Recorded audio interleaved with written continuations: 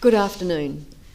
It's my pleasure today to introduce Peter Veth, Professor of Archaeology at the University of Western Australia, winner of many awards and Fellow of the Australian Academy of Humanities in 2005. The work he'll be speaking about today comes from his involvement with the Indigenous people of the Kimberley. Discovering, researching and conserving rock art is an ongoing process to which Peter is deeply committed. He has continuing research with the Balangari people of the Kimberley and across the deserts of the northwest from the Ningaloo to the Canning stock route. Would you please welcome Peter?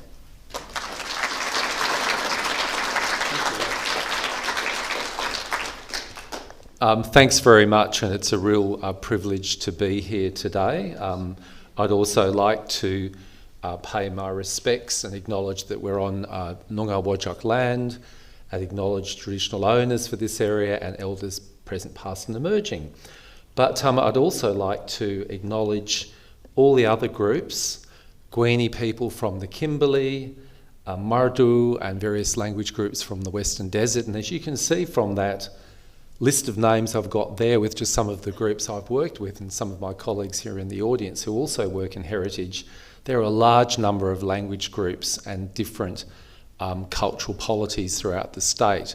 So one of the things to remember as we talk about cultural heritage is that there were many different languages, many different cultures, many different social norms, even in the state of Western Australia. So when terms like Aboriginal, Indigenous, First Nations are used, they're very much simple terms for very complex cultural and social configurations.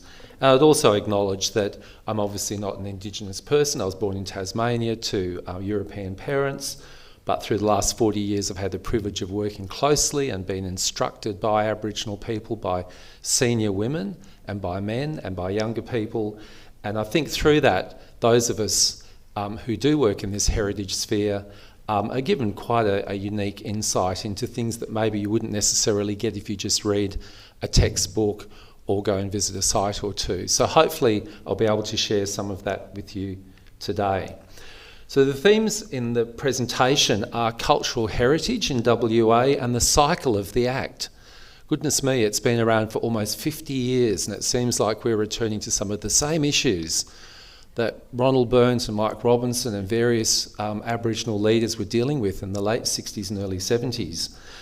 I'm going to talk about the need of the Act to protect complex tangible things, so rock shelter sites, stone arrangements, rock art, but also the intangible values, which are profound, and they're things like social significance, totemic importance of places, historic connections and so forth. And although I'm an archaeologist, I was trained partly in anthropology. Most of us, through that kind of training or spending any time on the ground with community, understand that these things are not separate. So an archaeological site is an ethnographic site usually by definition. This is what we've seen in the case of Juukan, and I'll return to that later. There have been conflicts over heritage values in WA, and they've really been around for too long. They need to be sorted through leadership from government, from practitioners and from Indigenous voice being heeded in an area that's clearly in the state and national interest. To say that there are hundreds of billions of dollars of compliance around mining, but other kinds of land uses, including subdivision and so forth, is an understatement. So just if we look at the cultural aspects, but also the beneficiary aspects to both Aboriginal people, but the wider society, and then of course things like GDP, this is an issue of national, international interest. It's not secular, it's not just WA, it's not just something for a minister to deal with in this point in time. And so I also want to emphasise in this talk that I think we need to start looking at legislation and compliance beyond just getting projects checked off. So what are the benefits beyond compliance to the communities, to the cultural heritage, to the regional interpretation and museum centres? What are we getting? What benefits are actually flowing down to people and the wider society, to you as a university of inquiring minds? What are you getting from these major heritage projects and a compliance framework in the state of Western Australia? And I'll use some examples from the Kimberley and the Western Desert and the Pilbara. And I just warn you, there are some pictures of deceased Aboriginal people in this talk, and I'll also mention a few things which are of sacred significance but not of restricted significance. So anything of deep restricted nature I won't discuss in this talk. So what is cultural heritage in WA? Well, we do have historic and built environments. We clearly have architectural and other kinds of associations. We have historic sites like missions and contact places where the people of the Stefano landed on the shores of Exmouth and were greeted by Aboriginal people. These are contact sites. But there's a major landscape of sites which extend back to 60,000 years and, according to most Aboriginal people's worldviews, since the beginning of the dreaming, so they've always been there. The sites of social significance are statewide. They are there. People will talk about them, whether it's Lake Munga here, fish traps down at Albany, or rock art estates or totemic sites in the Kimberley. But we do have things that can be seen to travellers, and I'm sure many of you have seen rock art. You might have been to Murrujuga and Burrup, you may have been to the Kimberley, or you may have seen art even in the southwest. But there are habitation sites and features and places and objects throughout the state, many more than people realise. There are at least 10,000 rock shelters in the Kimberley that have unique occupational records and symbolic behaviours and art which probably extends back many tens of thousands of years and has survived through to the present communities of interest. There are also house bases. There were semi-sedentary villages, if you like, in parts of the Kimberley and clearly in parts of Victoria and elsewhere. So there's no question when you look at the material record, Aboriginal people were not just wandering through the landscape. They had very well-defined patches of country, and they had both sedentary and semi-sedentary and nomadic parts of their cycle. And we have things like modified rock shelters, structures which are architectural, really only identified and properly realised in the last 10 or 20 years. And fish traps.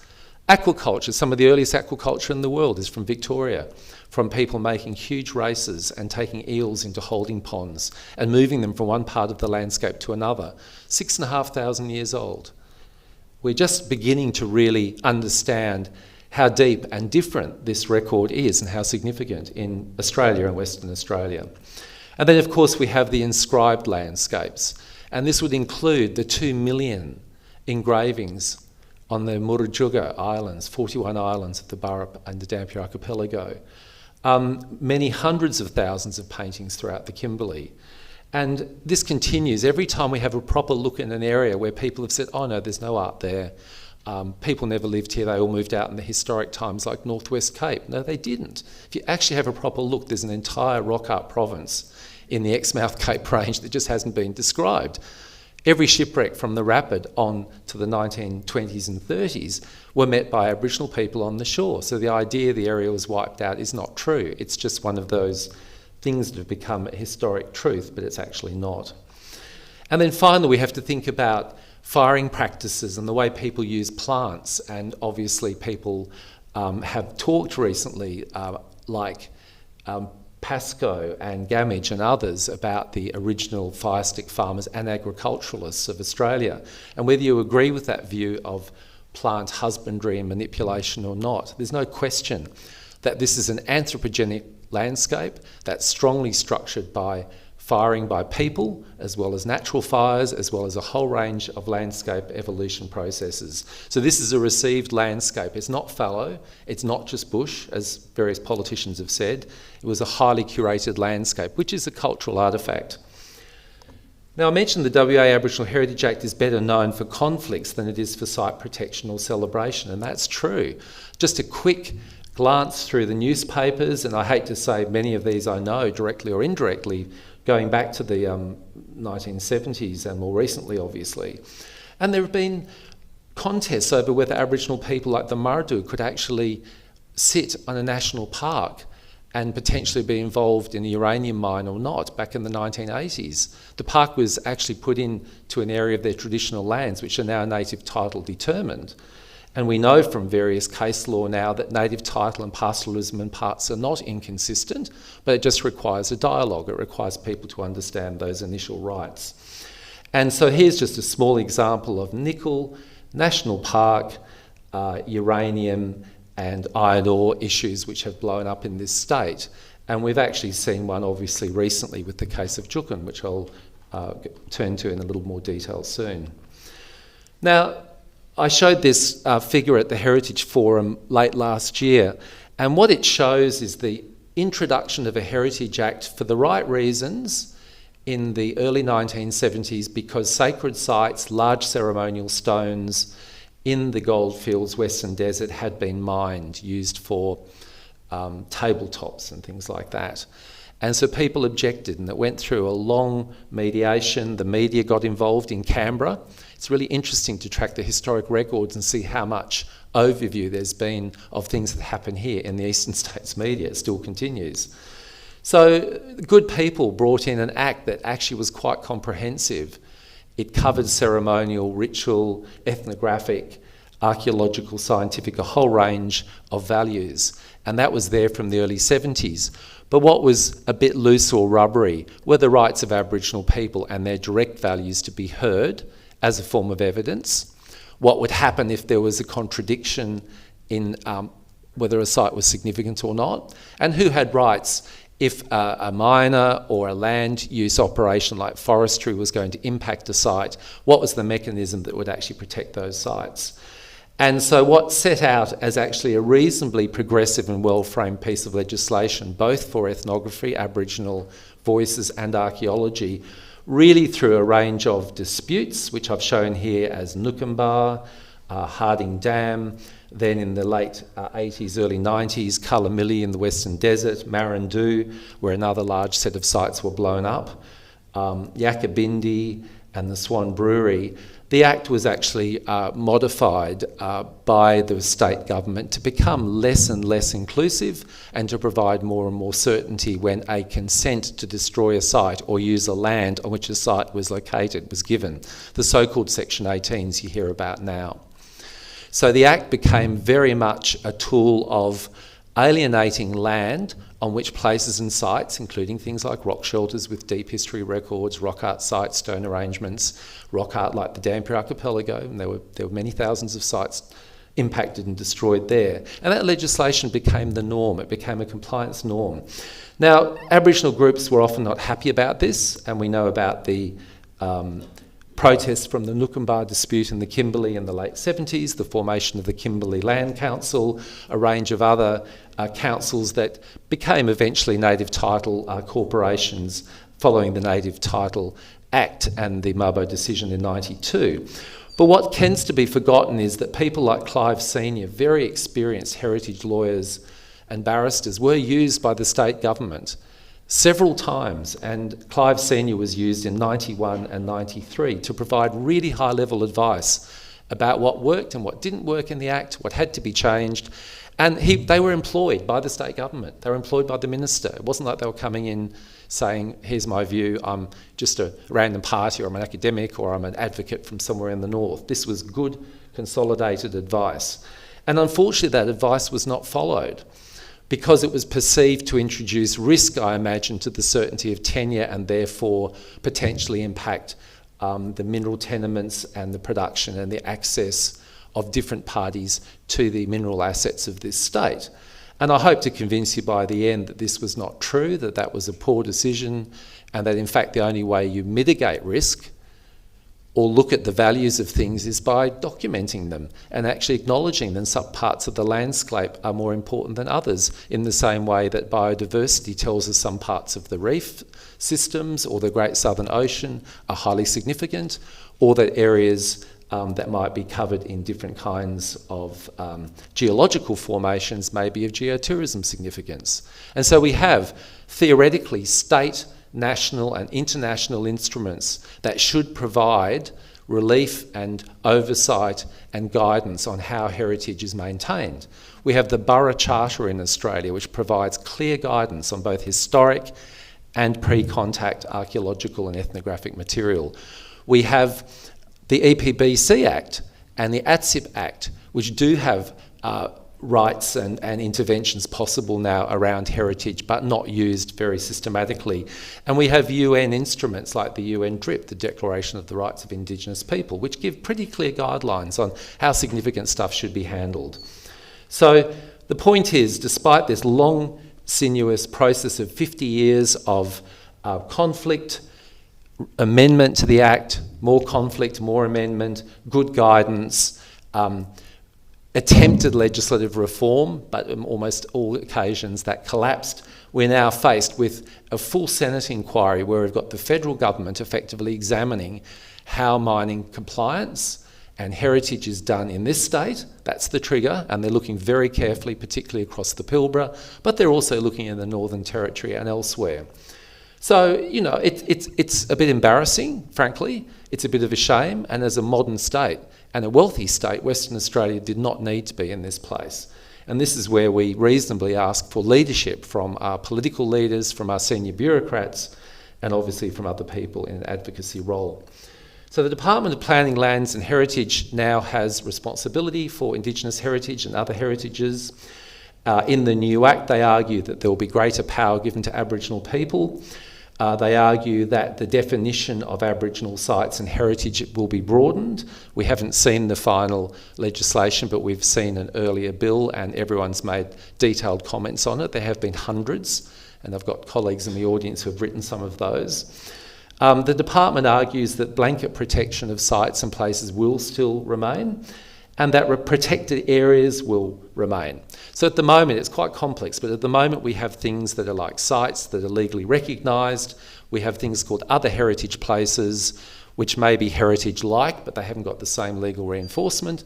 And then there are protected areas which actually provide theoretically very high protection around big areas, and that might be an area of the Burrup Peninsula, Murajuga, a big rock art estate, or it could be an important mission site, or it could be the first contact between a significant shipwreck and Aboriginal people.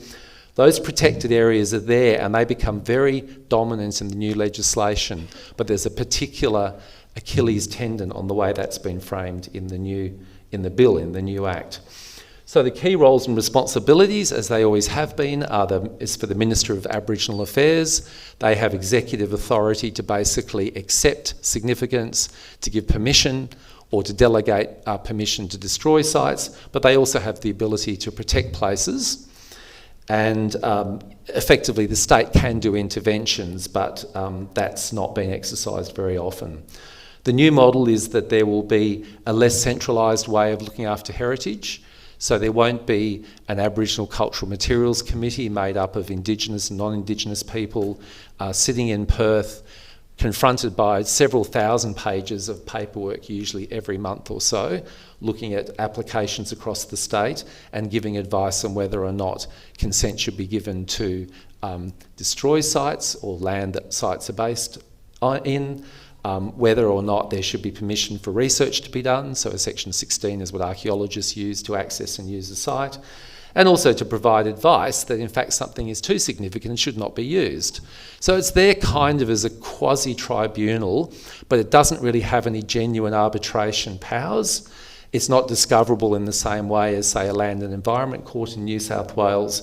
And so effectively, and I'll return to this a few times, despite calls for over 30 years to have an arbitration court or tribunal that could look at conflicts in whether something's important or not, according to different parties, whether impact is going to be overall terribly destructive or not, and whether the values have been properly given the due accord they should, it hasn't been introduced. And yet many other states have a mechanism for arbitrating these conflicts.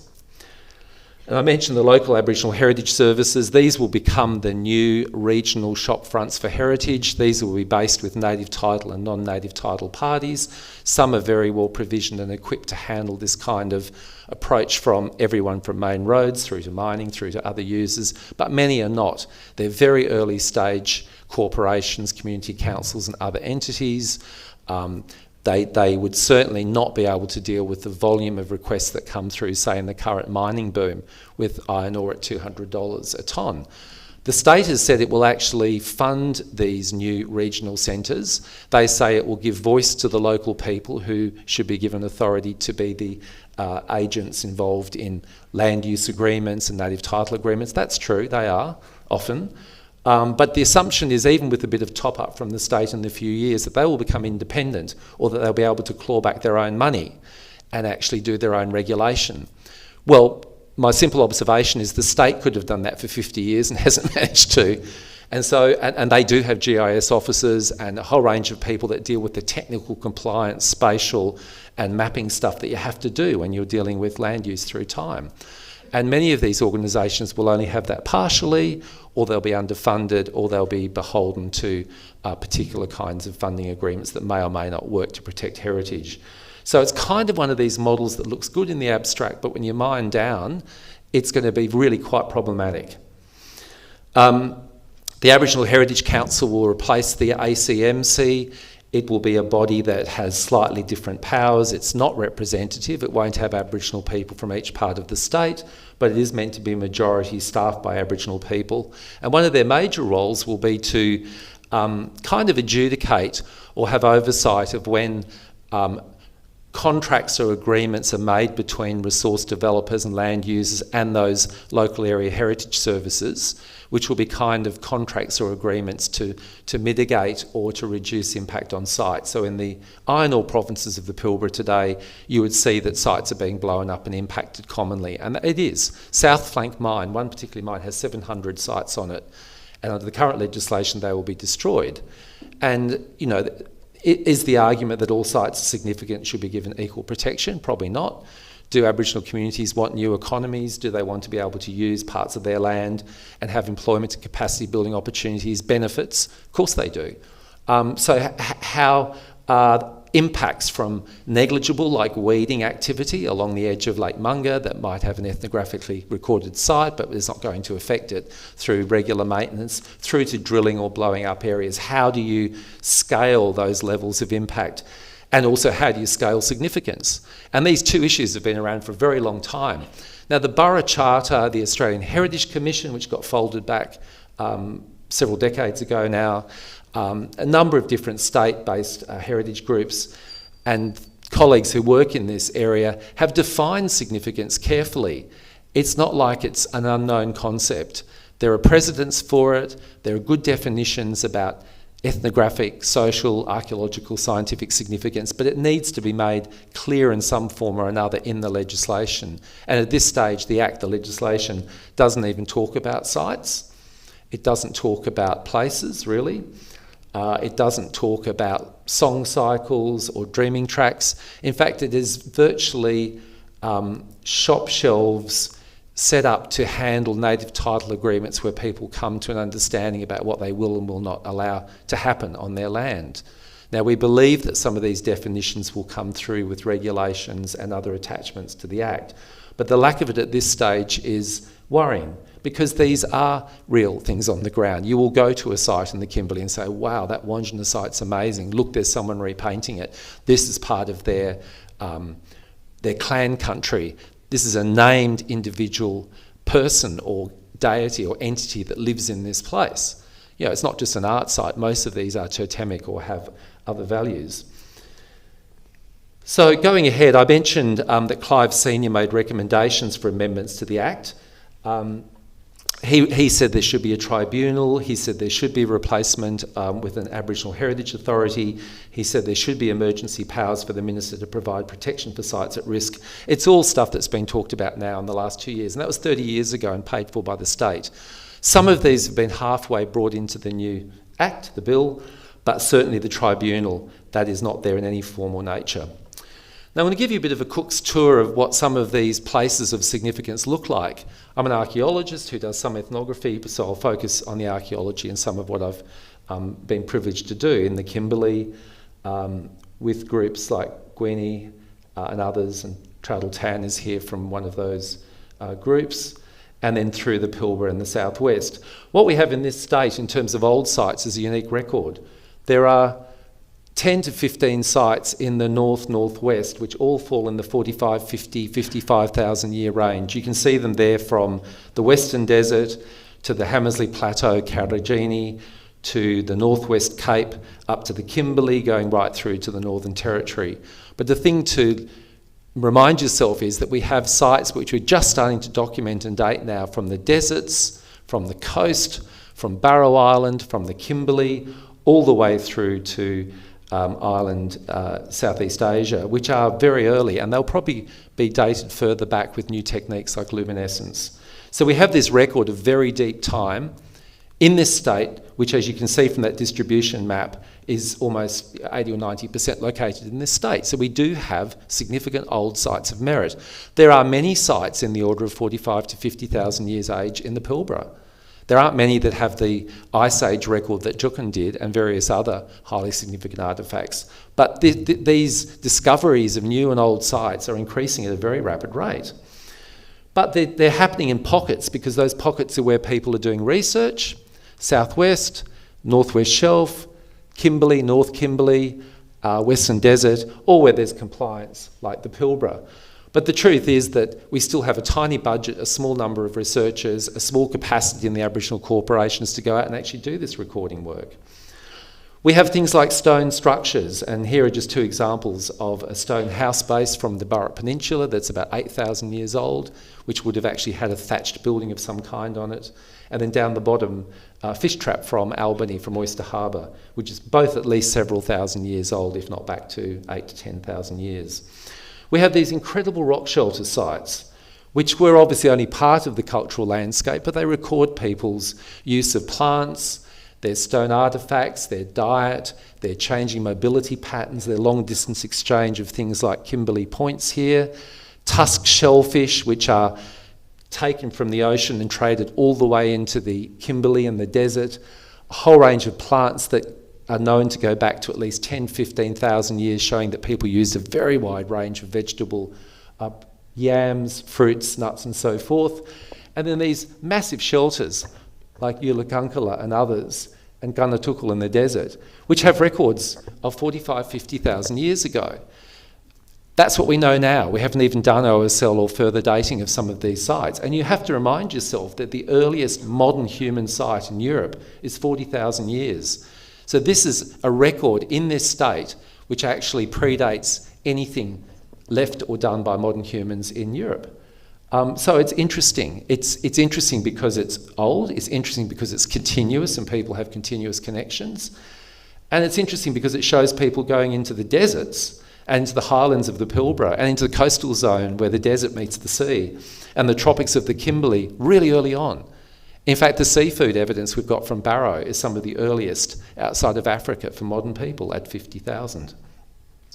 And here are just some more pictures of excavations done in Riwi of some more shellfish and beads that have been collected from places like Northwest Cape. And they date back to at least 35,000 years and continue right through to sites on Murujuga where people were clearly making big bead necklaces right up until contact. Now, one of the questions is, will the Aboriginal Cultural Heritage Act protect tangible and intangible values? Well, let's look at a couple of sites and how challenging that might be. This is well 48 on the Canning Stock route. It's called Ganingara. It's a mythological complex. It's well known to Mardu and Walmajari people right throughout the northern Great Sandy Desert. It's a habitation site. It has engravings, it has paintings, pigment art, and it has explorers' blazes. So we found blazes from Carnegie and others engraved in that site. But it's part of a much larger mythological totemic landscape where you have things like creation stories, narratives, which are the actual blueprints or DNA of how the land is formed. And so we have things like bandicoot, kangaroo, gurdal, two men, wadi gujara, dingari, etc. And they join these places like Ganingara over large areas of the desert. Now, as you can imagine, that's a bit of a spaghetti map. That would probably bring fear into the heart of any seismic or exploration crew going out in terms of how do you negotiate that.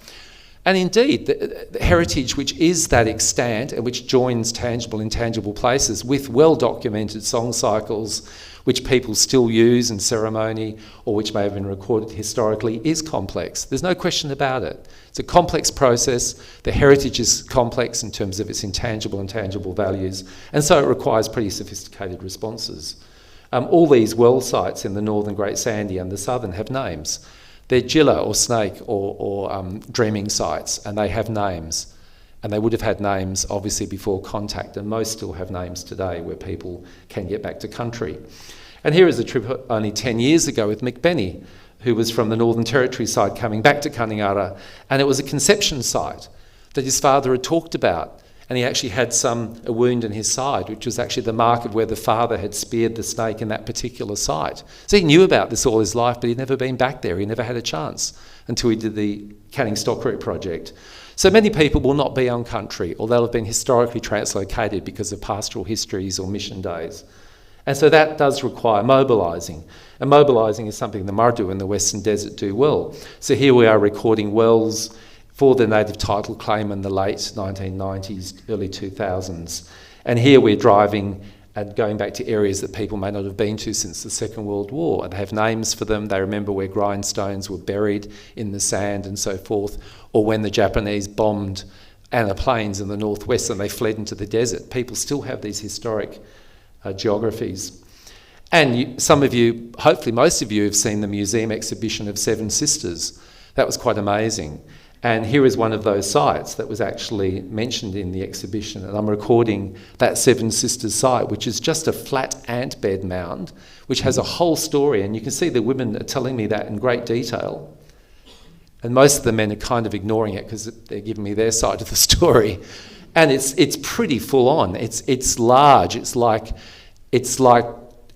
reproduction, it's life, it's like the women holding their own, being chased by Nero, the pernicious old man. It's a whole life drama that connects large areas of the desert. You've seen the exhibition, it's real. And here is one of those sites. You wouldn't know that unless you had traditional owners on that particular site.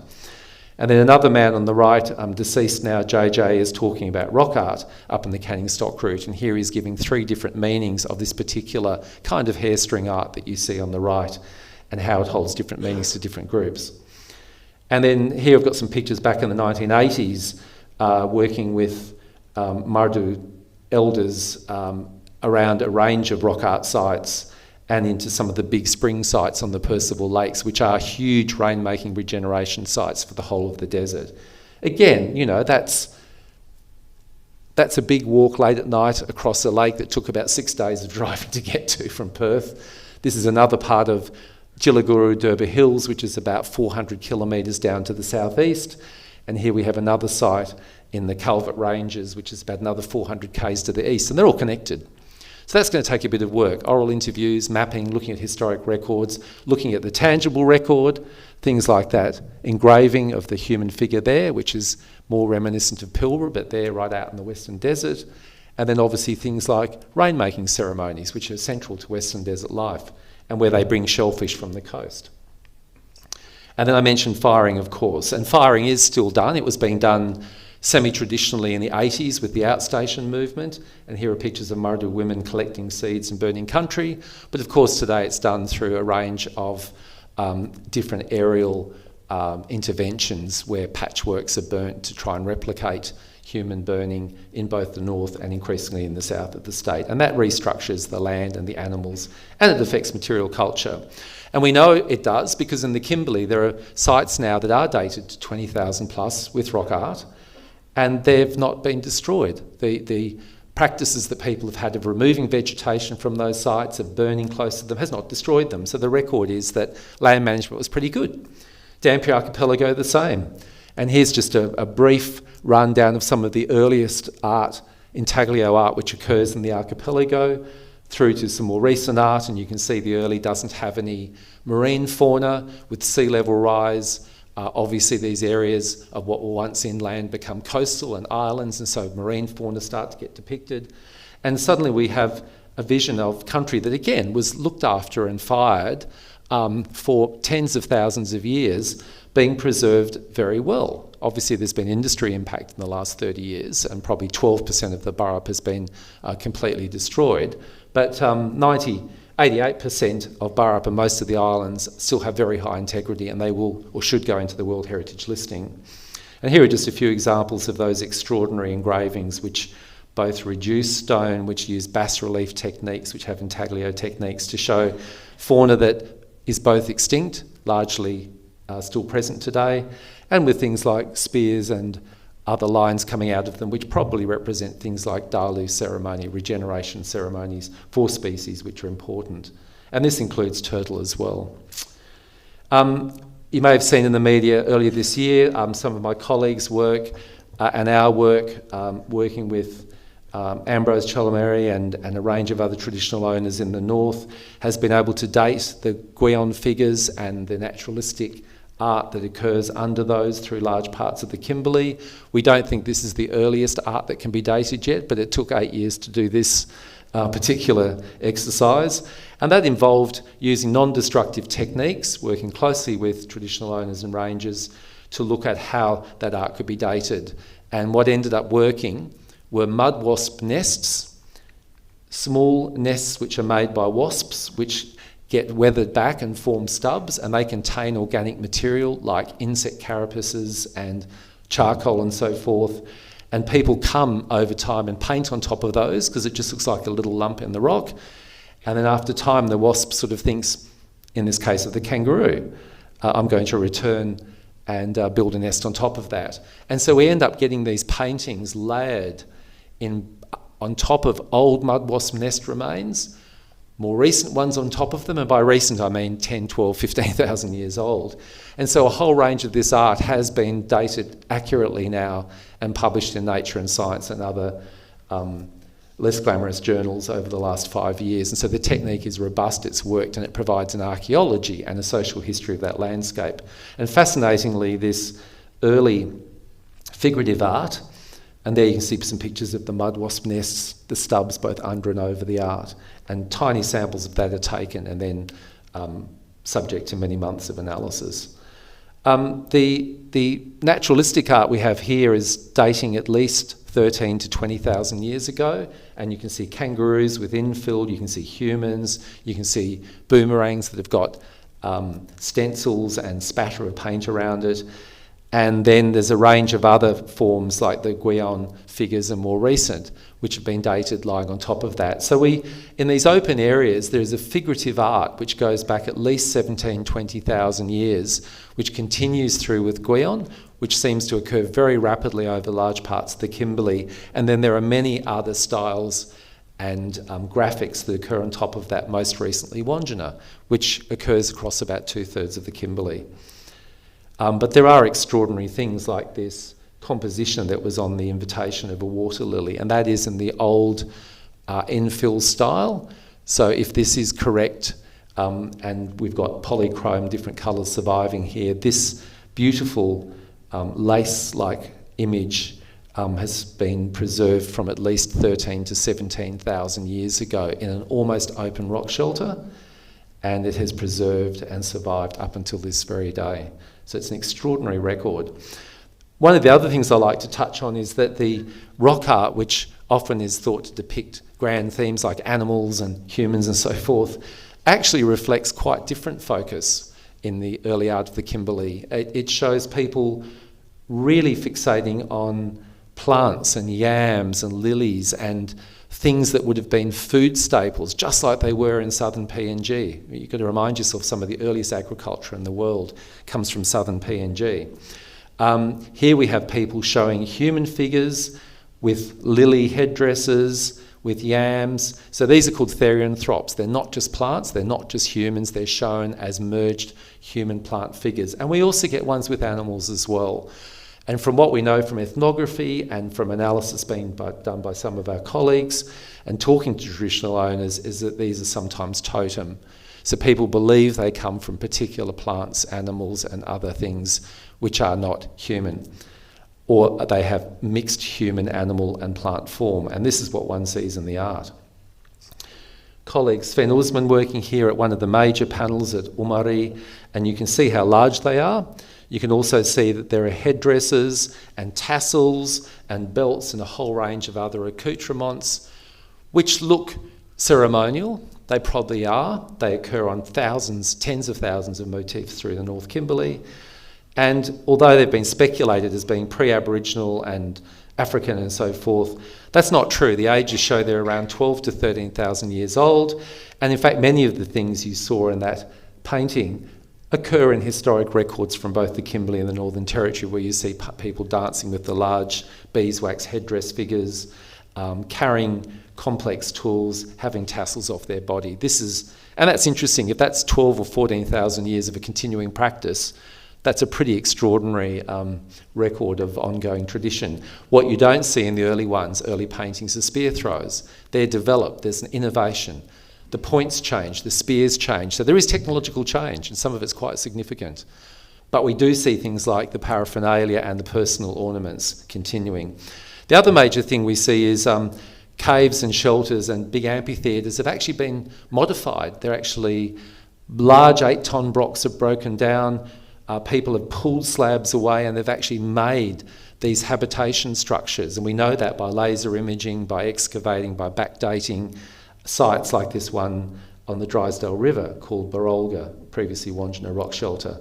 And here with French colleagues, you can see how there's a full 3D rendition done of the mushroom rock, of various rocks which have fallen down through time, of Wandjina figures which have charcoal and other materials retouched which can be dated and which have also fallen into the deposits. And so we do this retrospective rebuild where you can actually see the landscape is modified. It's not just passive, softly, that is not what the record suggests. So we're running into time now. So we have this extraordinary heritage, and I've just showed you one part of it. It is world class. It is of deep significance to the host communities. It is their identity, and it is presumably their future economy. So why do we still have this struggle for heritage in the Pilbara? Why do we get the Chukins? I mentioned before Marandoo, which I had a small amount to do with in the early 90s. That was the site which had occupation of evidence back to about 20,000 years ago.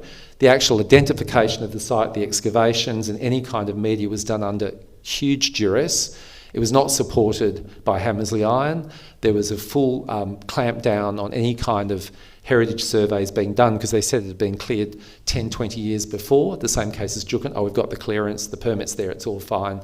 And a number of people, a number of traditional owners who are shown in these pictures and archaeologists went out and under huge duress managed to get the beginning of evidence that showed there were really early sites that actually fell into the last ice age that showed that people were living in the Hammersley Plateau.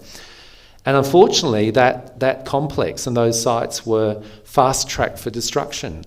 Legislation was brought in by the state to actually excise those areas from any heritage protection, and it still exists, but there are moves to rescind that today. And indeed, as the last Minister of Indigenous Affairs has admitted, that things like Marandoo and a long history of site destruction won't be necessarily reversed through heritage reform, but certainly the then minister's view was that the new act would be much better. And that's where it becomes a debatable and contentious point. The new bill has got some advances and improvements for the heritage, Aboriginal cultural heritage. The Section 18s to destroy something, a permanent licence, if you like, is gone. There are stop work orders, there will be these regional Aboriginal bodies, and there will be some borough charter values. But there are many shortcomings, and just some of those are who's going to fund and what are the capacity of those regional groups to actually monitor, regulate the cultural heritage compliance. It's quite clear that the department doesn't think it's the regulator. In recent correspondence just last week to the professional body, one of them, the Australian Association of Consulting Archaeologists, which has 1,000 members nationally, it said no, the standards, the protection measures, whether something's adequate or not, will be set by the mining company, by the employer and by the community. And the point is that if there's no standards, like at state or federal, international levels, if the regulation is that malleable, are you going to get fair, discoverable and even kinds of decisions made around important places versus others which may not be that important? And of course the other thing is that the federal legislation, which could and should have been brought into Juukan, a site of 46,000 years age with Ice Age occupation, with parts of a hair belt with DNA from descendants and a range of other values, why didn't the ATSIP Act, 84 Act, the Aboriginal Torres Strait Heritage Island Act, be brought in? And it could have. There actually are mediation and intervention provisions in that Act. But The phone rang, an officer made a decision, someone else was talked to, the state was advised, and basically nothing happened. And so something that could and should have been avoided, the demolition of that particular site, didn't happen because the Federal Act didn't have the teeth. The State Act was locked up in that 50-year-old model where there was permanent permission to destroy it. So I might just jump ahead and just conclude by focusing on why it is that heritage is still under threat. There are better provision regional councils now. There's a better public understanding of heritage. We all do regular talks and make films and so forth about it. But the volume of land uses has increased significantly. And we're finding that the regulatory mechanism, the oversight and the protection that should be given to places of great importance is just falling over. And that's true of the state. It's probably true of some of the communities that have been charged to do this. It's certainly true of some of the mining companies that are meant to be monitoring whether or not things have been blown up. Their own GIS systems and feedback mechanisms fell over. That's a fact.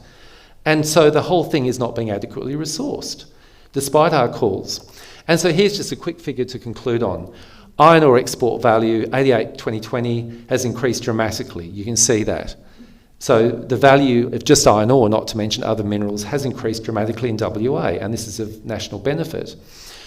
And the heritage work, compliance, celebration, protection, things like Lascaux, the big French interpretive centres they have in France where you can go and look at Chauveau Cage as a replica, just hasn't happened here. Indigenous heritage has either been treated as exotic and other or as a nuisance, but actually making it part of the landscape we live on, part of our sense of place, making it a cultural asset has not happened. So we need the Act to make radical changes and less radical ones, the ones that I've actually touched on in this talk. We need to celebrate this heritage and the First Nations ownership of this heritage. We need to start looking at cumulative impacts in the way the EPA is as well, not just piecemeal mine impacts through the Pilbara and elsewhere. There is no single database saying what the cumulative impact is on heritage.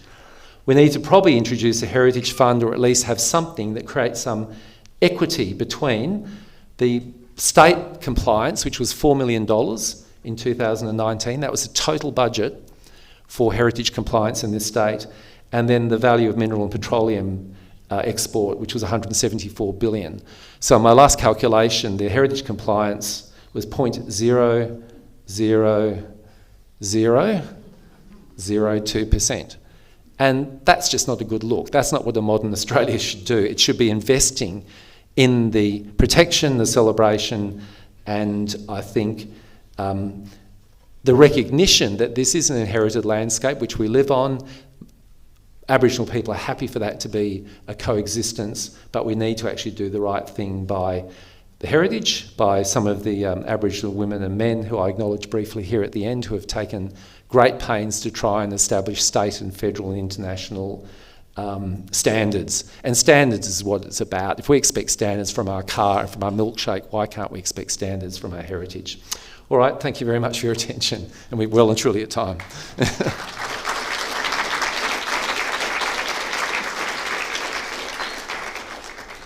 We found out lots and lots of information today, and certainly I couldn't keep up with all of it, so I'm very glad that it's going to be up on our website, that we'll be able to refer to it again.